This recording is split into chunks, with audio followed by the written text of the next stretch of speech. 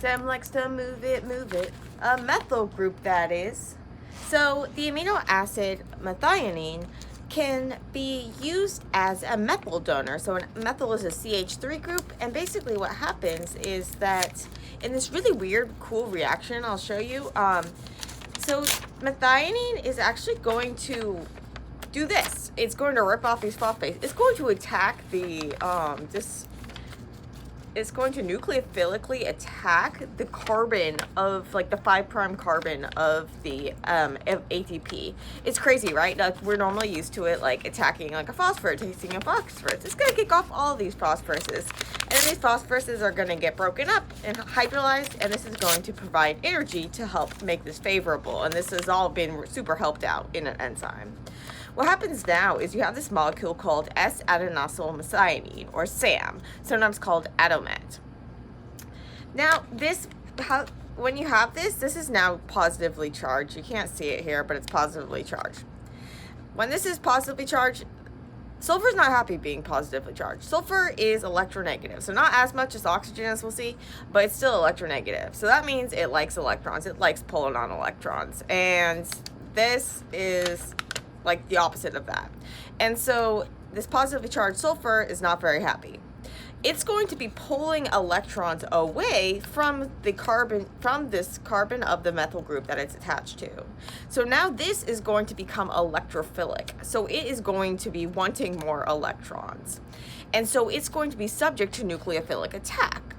And so what happens then is that a methyl transferase enzyme can help facilitate this reaction where you have a nucleophile. So this can be like an amine group, a thiolate, a hydroxylate. So basically you have some nucleophilic group, something that wants protons to, like, it wants another nucleophile to share. It has extra electrons, and this one wants electrons. So this nucleophile can now attack this carbon, and what's going to happen is this is going to get, then this bond will break. The methyl group is going to stay with the thing that just attacked it, so it's become methylated. And now you have this molecule S-adenosyl homocysteine. So basically now you've lost the methyl group and you still have this attached to this, like, adenosine group from the, like, the adenosine from the ATP. And so now you can regenerate this. So overall, we have methionine, we have ATP. Methionine is going to attack the ATP with the help of methionine adenosine transferase. This is going to give you SAM, aka adoMet, S-adenosyl methionine. This then is going to act as the methyl group donor. So it's going to methylate something, and then this methyl leaving you with SAH, S-adenosyl homocysteine. This can then get, the homocysteine can then get removed from the adenosine by adenylyl homocysteines. Once you do that, now you can either sidetrack this to go make cysteine and other stuff, or you could regenerate it. So you take this adenosine, you go make some more ATP, you use your methionine synthase, you regenerate this to methionine, add the methyl group back. Now you get those to react, and you have SAM again. And now you can methylate something else. So why might you want to do this? Well, there are different types of methyl transferases, and they can methylate different things. So some of them methylate proteins, some of them methylate nucleic acids, some of them methylate small molecules. Like, we need SAM-dependent reactions in order to, like, make adrenaline from noradrenaline. And that sort of thing. We need it to modify the lysines in the histone tails, like we were talking about yesterday. So there's all sorts of reasons why you would want to transfer a methyl group, and it's not that easy really to, like, get a methyl group to react with something, because it's just like carbons and hydrogens, and they're sharing pretty fairly, and it's all pretty blah. So, but by having this sulfur here in methionine, sulfur's nucleophilicity is going to allow this to happen with the help of some enzymes. And so what we have here in methionine, what we have is a Thio Ether. So an ether is where you have an oxygen with carbons on either side. A Thio Ether is where you have a sulfur. And so there are differences between oxygen and sulfur that we'll get into that are going to make this that they're going to both make this bond easier to break and make this more nucleophilic, so make it more able to attack things. And so it has to do with like sulfur being less electronegative. So it hogs the electrons less in the shared bonds. It has this bigger, it's bigger. It has this like more diffuse, bigger electron cloud. So it's harder to form like stable bonds. Like they're kind of weaker because there's less like overlap between the electron orbitals and stuff. So these bonds are going to be easier to break. And because sulfur is like has less of a pull on the electrons, because the valence electrons and stuff, they're further out, they can't feel the positive pull of the protons, so they're going to be more reactive, and so you can react more as a nucleophile. And so by having a sulfur, we can like increase the ability for us to like break the bonds to it, so like swap things out and get things to react. So sulfur is really good for when you're wanting to like transfer groups and that sort of thing. So we saw it with acetyl-CoA and with acyl-CoA. Basically, CoA is going to attach to things through an ester group, which we looked at. So lots of cool stuff with sulfur. And so today I want to talk about kind of like sulfur analogs of oxygen compounds, as well as methyl transferases and SAM-dependent methyl transferases, as well as how we generate SAM, what we can do with methionine, all of these various things, because it's really cool. Methionine is one of 2 amino acids that has a sulfur. So we saw cysteine the other day, and now we're going to look at methionine. So we have cysteine and methionine, and you can see that cysteine, so it has 1 carbon, and then this thio group, so it's SH. With methionine, you have 2 carbons, then a sulfur, then another carbon. So you have a methyl group here. And when we have a sulfur with carbons on either side, we call this a Thio Ether. And so if you had an oxygen there, it would be an ether. This is a Thio Ether. And so methionine, though, is going to act differently than cysteine. And so with cysteine, we saw that it could get like deprotonated, and then this could act as like a nucleophile and stuff, that it could form these crosslinks with other cysteine residues. So methionine is not going to form those crosslinks, but what methionine is going to do is it's going to be able to act as a methyl group donor. And so it's going to do so with the help of ATP, forming this S-adenosyl methionine, and then transferring this methyl group from the end of methionine onto the molecule. So what is so special? So we need to understand some of the differences, similarities and differences between oxygen and sulfur to better understand how all this is going to go down. So basically, oxygen and sulfur are right below each other. So sulfur is right below oxygen on the periodic table. Because they're in the same group, they're in the same like column, they have the same number of valence electrons, so the same number of outermost electron, which are the electrons that are going to be like reacting and stuff. So because they have the same number of valence electrons, they both want the same number of electrons in order to kind of fill their outer shell. And so they're going to form like similar bonds. And so we can have sulfur versions or sulfur analogs of oxygen containing functional groups. But they're not going to act exactly the same. So with a sulfur, you have these valence electrons are farther away. So this isn't drawn to scale, but just they have a whole other shell of electrons inside of them. And so the oxygen, the valence electrons are going to be more tightly held. So oxygen is going to be what we call more electronegative. It's going to hog these electrons more. And when it's in bonds, it's going to hog the shared ones more. With sulfur, those valence electrons are farther away. Sulfur is bigger. It's going to have less of a tight grip over those. And so they're going to be more weakly held and reactive. So this is going to be more nucleophilic.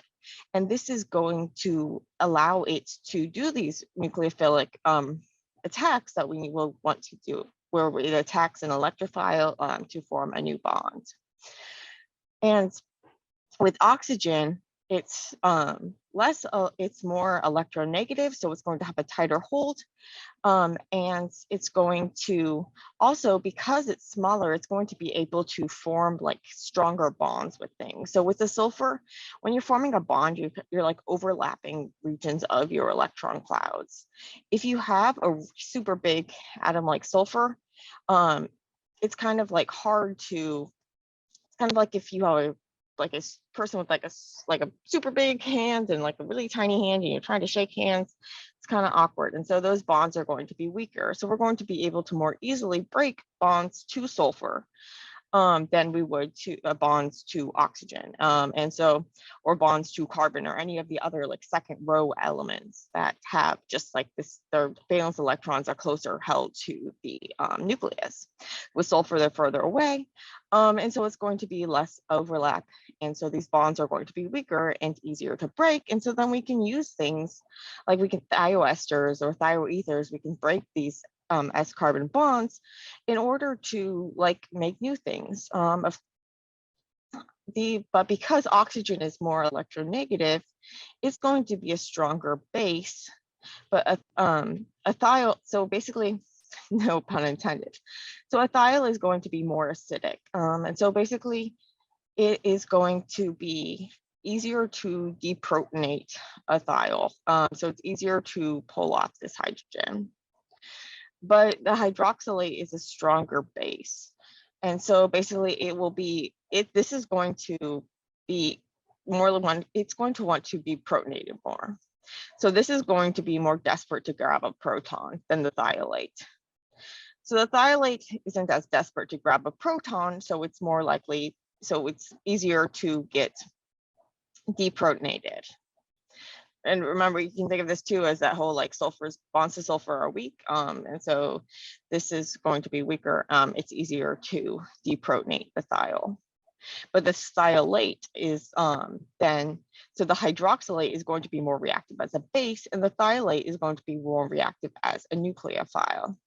And so reviewing the differences between a nucleophile and a base. So basically when we're talking about a nucleophile, when we're talking about a base, we're typically talking about like taking a proton. When we're talking about a nucleophile, we're typically talking about like attacking something other than just like a hydrogen. So I like to think of like stealing bases, you're taking a proton, and then when you act as a nucleophile, you're building something new, which can happen by SN1 or SN2. In this case, it's going to be SN2. And so technically, like there's the difference between, if you're interested more in the difference between nucleophilicity and basis, yeah, I have a post on that. But in general, basically when we're talking about bases, we're usually talking about taking a proton, although that technically is a form of acting as a nucleophile, but not all acting as a nucleophile is acting as a base. When something acts as a nucleophile, we commonly get a substitution reaction. So basically a nucleophile attacks something and kicks off a leaving group. It can do this by a couple different ways. SN1, where basically the leaving group leaves and then you attack.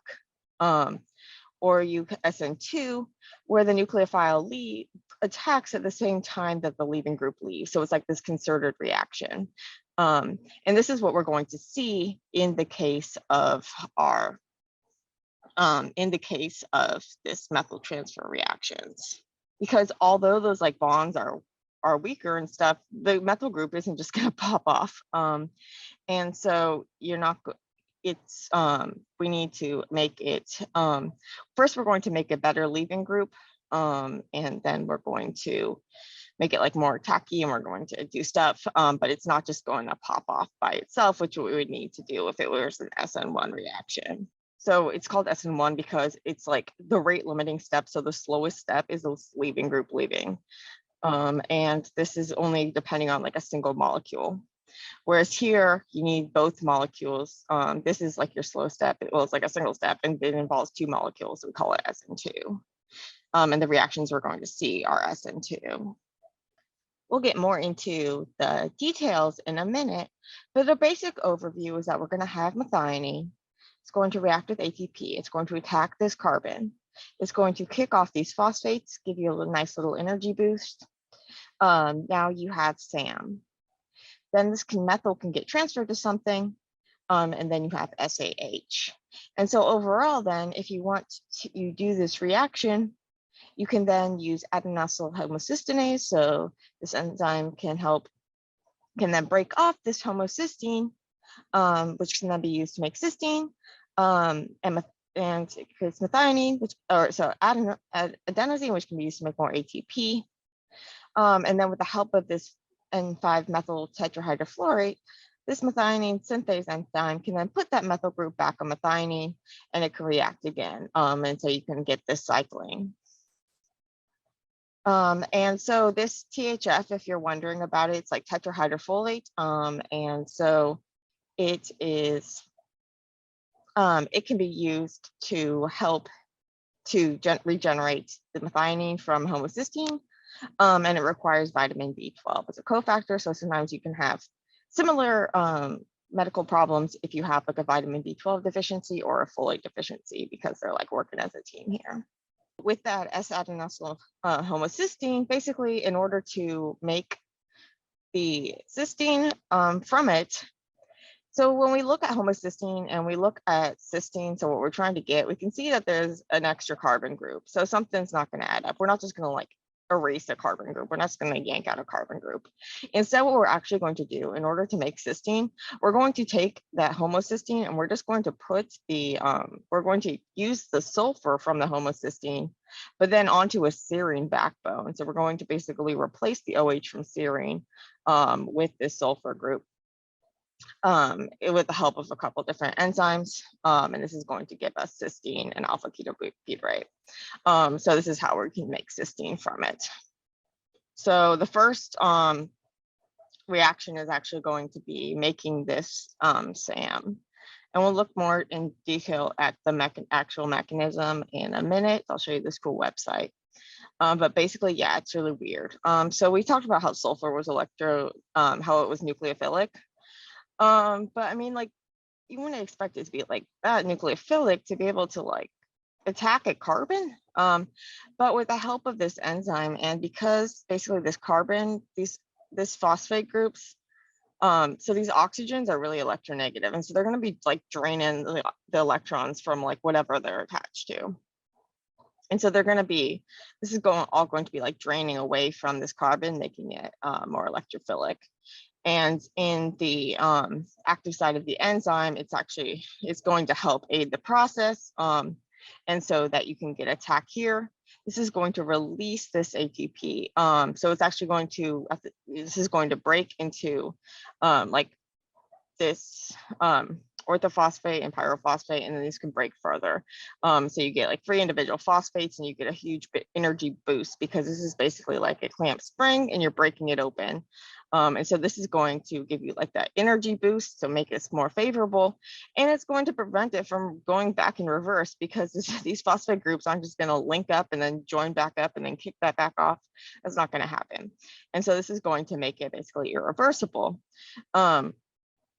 And so now you have this SAM ready to be put to use, and this is going to be done by various methyl transferases.